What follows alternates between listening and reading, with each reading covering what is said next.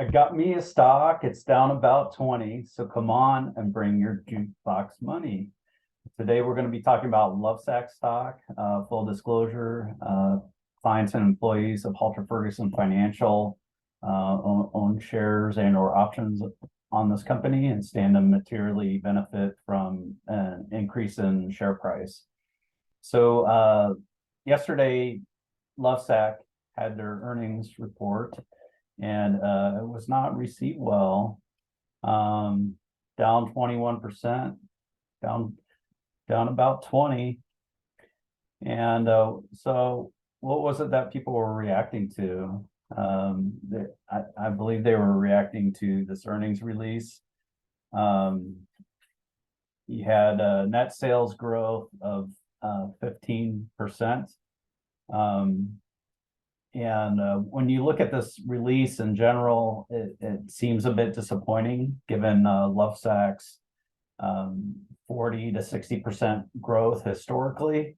But when you listen to the earnings call, when you read the earnings call transcript, it provides a lot of valuable insight. So what management shared with us is that the furniture industry is down about 15%. So Lovesac is up 15% versus that. So, that's a plus of 30% or 3,000 basis points versus the industry. Growth is very strong compared to the industry.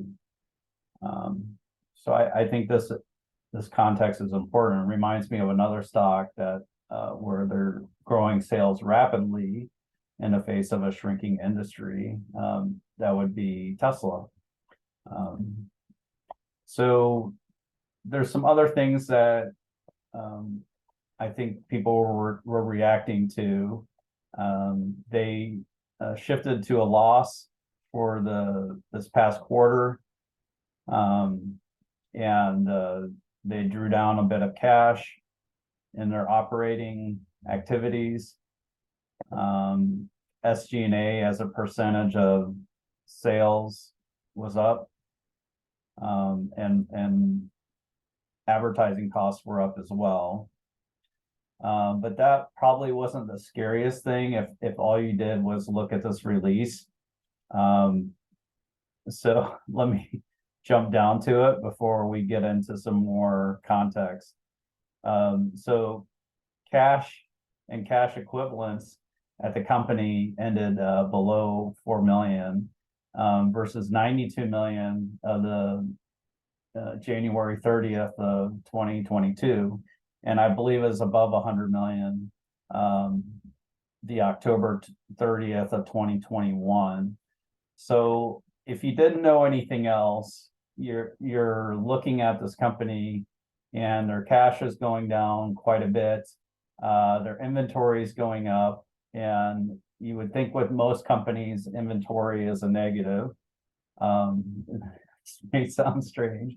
Stay with this video. This is a very interesting company, in our opinion. So we invest in the company. We knew about cash going down. We were very confident that the company isn't just like driving itself off the cliff, going into some kind of financial Armageddon or whatever. What is coming up? So this quarter just ended October 30th. Their biggest quarter is through January 30th.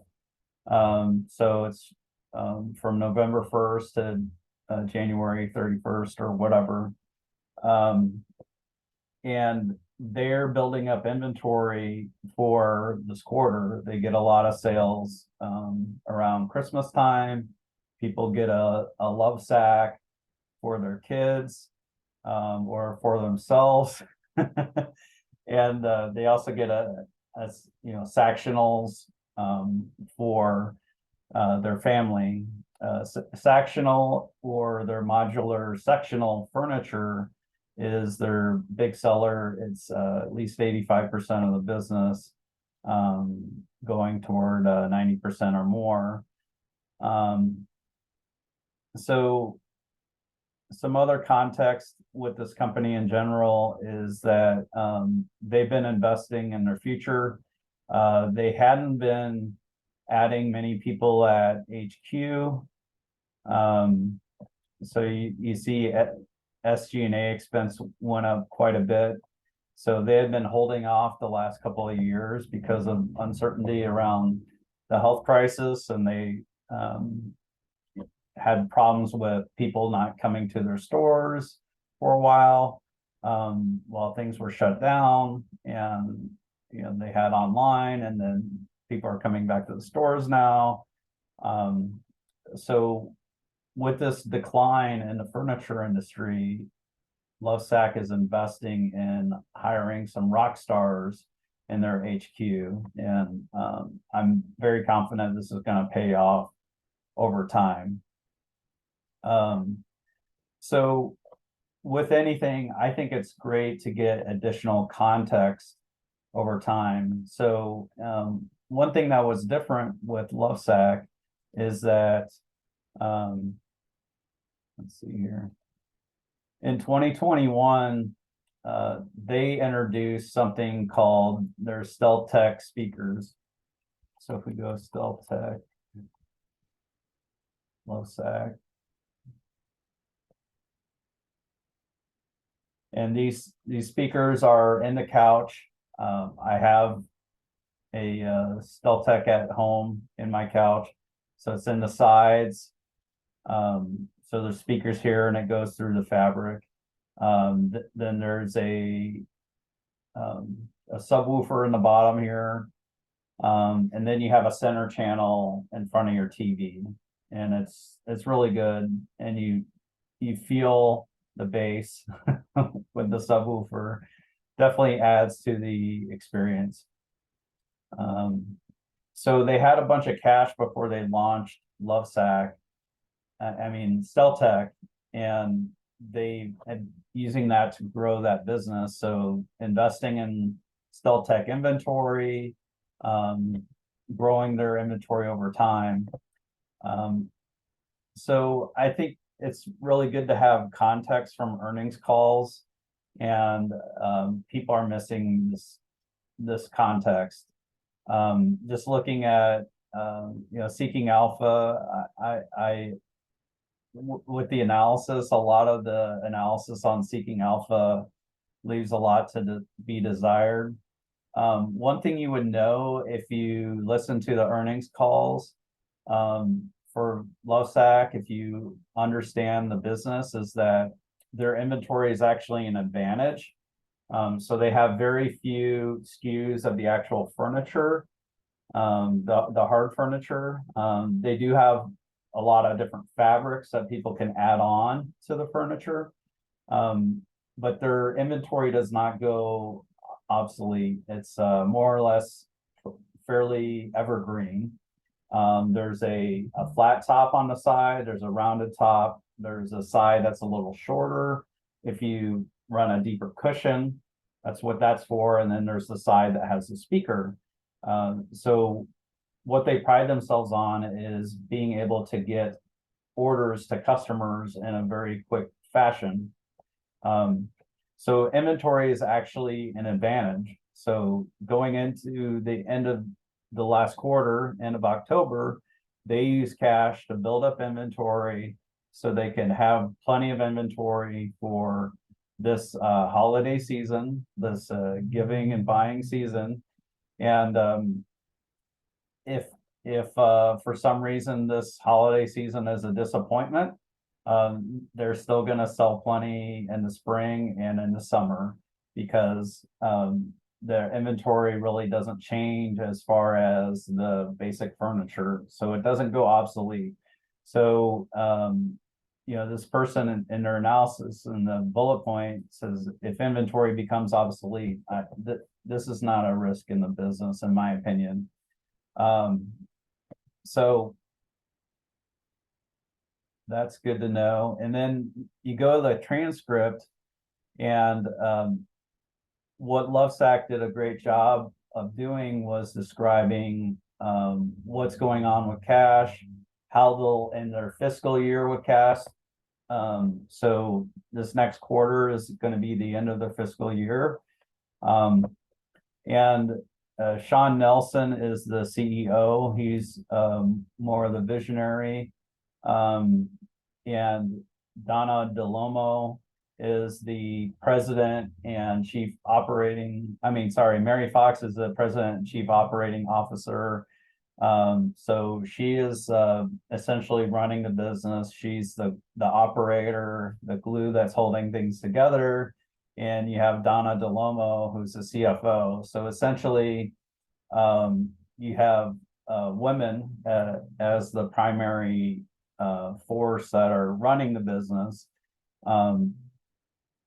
And Sean does a great job on these calls about giving context as to the vision of the business, how it works, why inventory is an advantage, talking about StealthTech, that kind of thing. Sean talked about how they're going to end the year, which is with 75 million in total liquidity, which includes cash equivalents, and available under their line of credit. Right now, their line of credit is untapped, even though they ended the quarter with, what looks like eye-poppingly low cash. So it's $36 million line of credit. They ended the quarter with about 4 million in cash. So essentially, what Sean is saying here is that they're gonna be cash flow positive or in the quarter with 35 million more in cash. Now it's possible they could ask for more line of credit. That could be a portion of the gain. But they're going to end their fiscal year with plenty in total liquidity. And then what people also may not know is that Lovesac is taking a TikTok, like a clock, approach to their product introduction. So StealthTech was in 2021, so that's a tick, and then we have a pause in 2022 for a new product, and then 2023 there's going to be another product introduction. I don't know if that'll be in October like StealthTech. We'll have to see what happens with that. So they also talk about advertising. They talk about inventory. They talk about the industry, giving context. Their surveys on their customers found that 38% of people that were purchasing Sactional did not cross shop their purchase against any competitor. So they didn't look at restoration hardware or anything like that. One thing you may also not know is that Lovesac has a patent on their modular sectionals. They successfully defended this patent a while back, and one of their competitors, after selling through their existing inventory on this this modular sectional that broke Lovesac's patent, has discontinued sales of that product. So they successfully defended their IP. Their IP does matter. There's 5 years left on that patent, and they're continuing to grow. And they're very focused, so they're not doing other stuff with furniture. Their inventory is very low. They're coming off 4 years of 50% growth rate, and their headcount in the HQ had lagged.